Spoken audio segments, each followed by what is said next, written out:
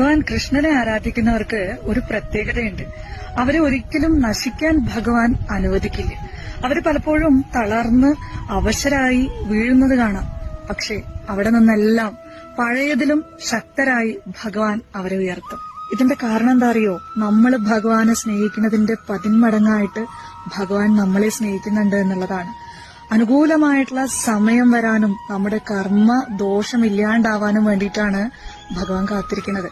നമ്മൾ അനുഭവിച്ച വേദനകളെല്ലാം മഞ്ഞുപോലെ ഉരുക്കിക്കളഞ്ഞ് നമുക്ക് നമ്മുടെ ജീവിതത്തിൽ നമ്മൾ ആഗ്രഹിക്കുന്നതിലും അല്ലെങ്കിൽ നമ്മൾ അർഹിക്കുന്നുണ്ടോ എന്ന് പോലും തോന്നുന്ന രീതിയിലുള്ള മാറ്റം നമുക്ക് ഭഗവാൻ നൽകും.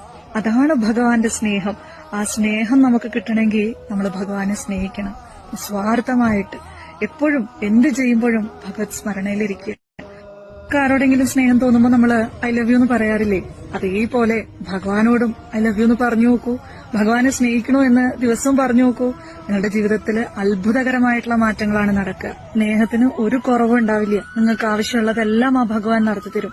നിങ്ങളിലേക്ക് അർഹരായിട്ടുള്ള വ്യക്തികളെ ആ ഭഗവാൻ പറഞ്ഞുവിടും. സംശയത്തിന്റെ ഒരു കണിക പോലും ഇല്ലാതെ ആ ഭഗവാനെ സ്നേഹിക്കൂ. ആ ഭഗവാനോട് നിങ്ങളുടെ സ്നേഹം അറിയിക്കൂ. ആ ഭഗവത് സ്മരണയിൽ ജീവിക്കൂ. എപ്പോഴും ആ ഭഗവാന്റെ പ്രൊട്ടക്ഷൻ, ആ ഭഗവാന്റെ സഹായം നമുക്കെപ്പോഴും ഉണ്ടാവും.